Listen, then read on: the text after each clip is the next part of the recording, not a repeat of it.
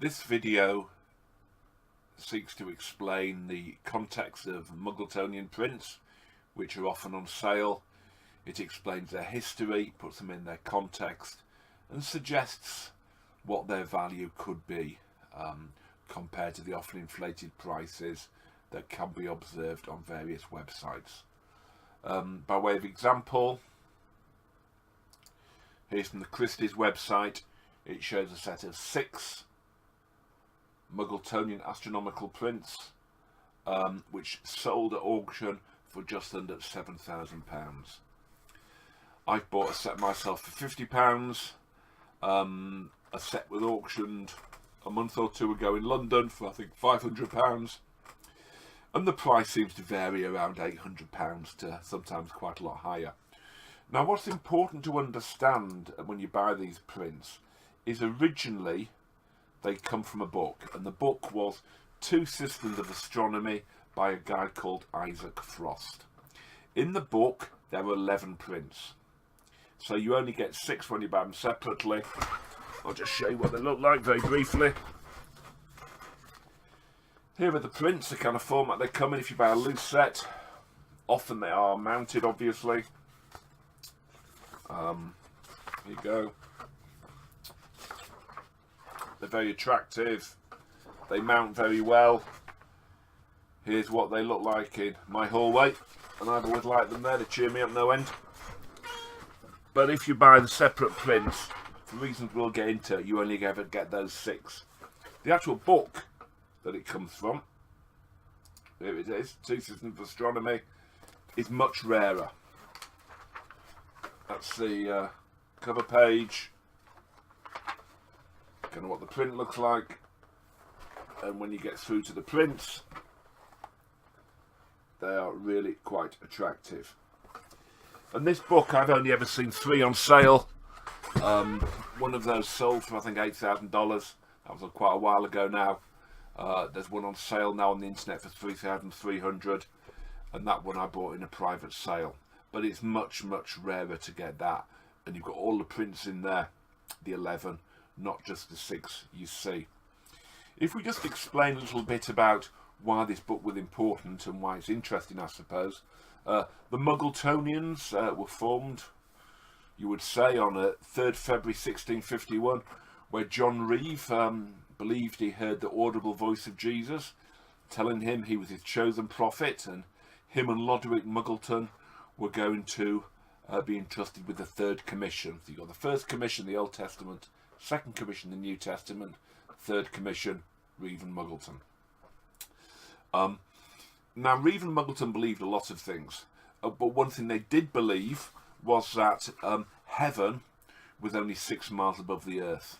This is found in chapter 7, verse 33 of the Divine Looking Glass, where it says that when they're talking about the sun and the moon, the compass of their bodies are not much bigger than they appear to our natural sight.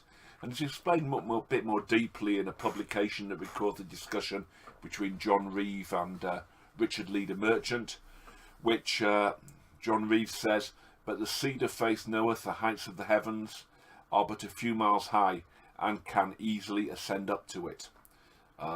Later on in that publication, 6 years is mentioned quite regularly. 6 miles, sorry. And they believed 6 miles up you got to heaven, get to heaven, there's God, who's got a physical form between 5 and 6 feet high. That's Muggletonianism. And this was important for them because they put their commission on the line by saying this was what had been revealed to them. So when you get to the 1800s and people are potentially more literate, science is advanced, there was a great difficulty.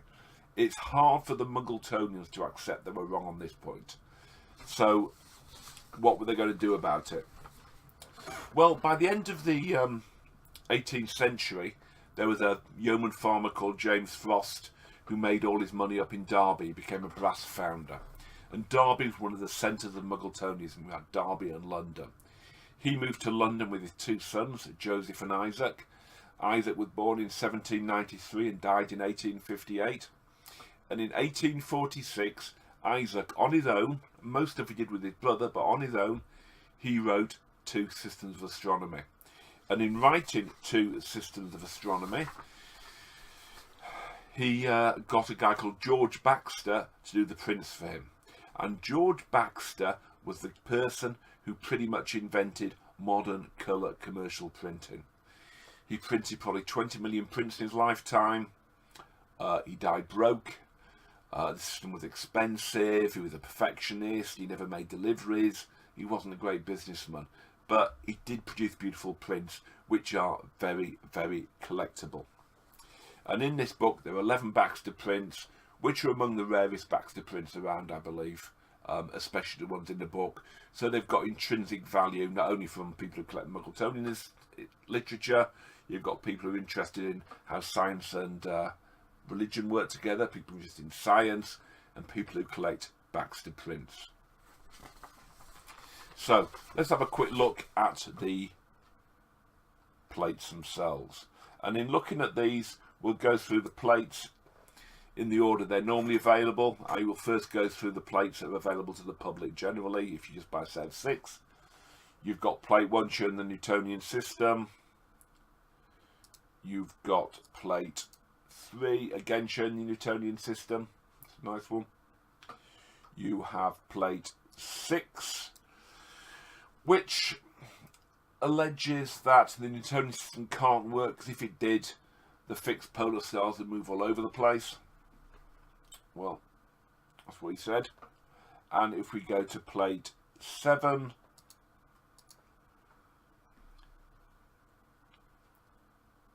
this attempts to show that it's impossible for the sun being more than 3 times the diameter of the Earth in distance.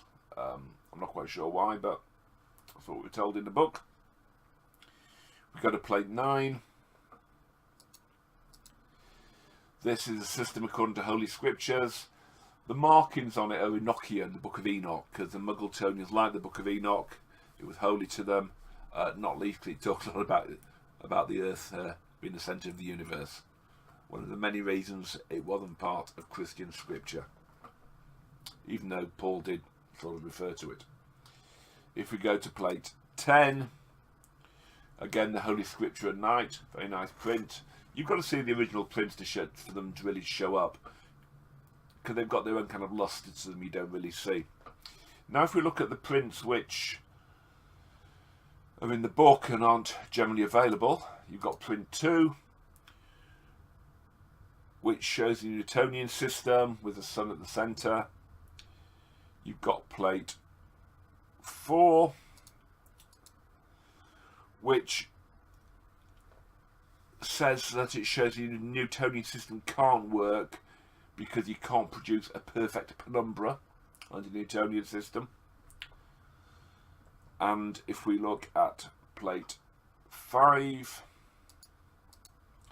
this plate tries to show that the position of the polar stars disproves the Newtonian system. If we go on to plate 8,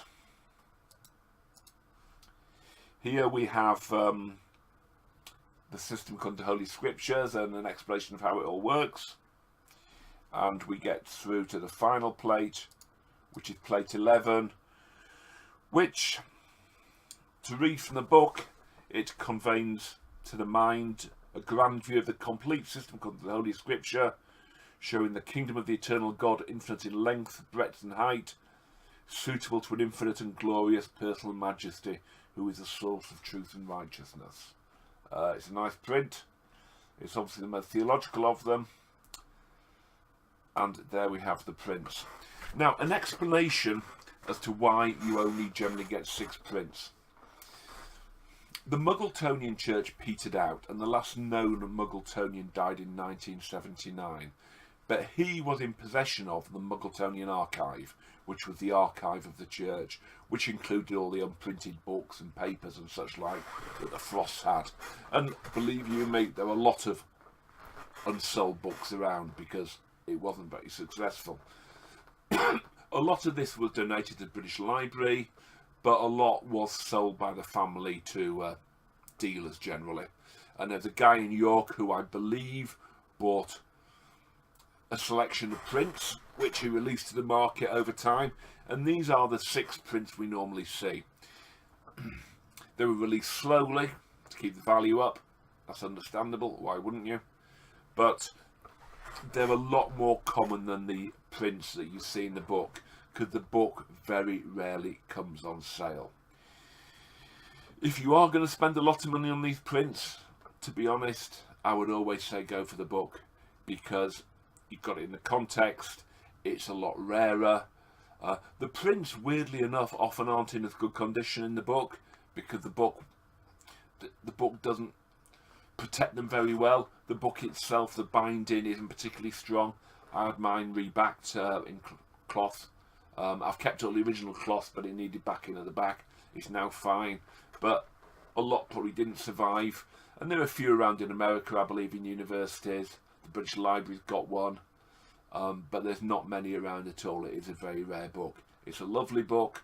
If you want a set of prints to put on your wall, do. They're marvellous, but I wouldn't go mad with the money, because they're not all that uncommon. Thank you.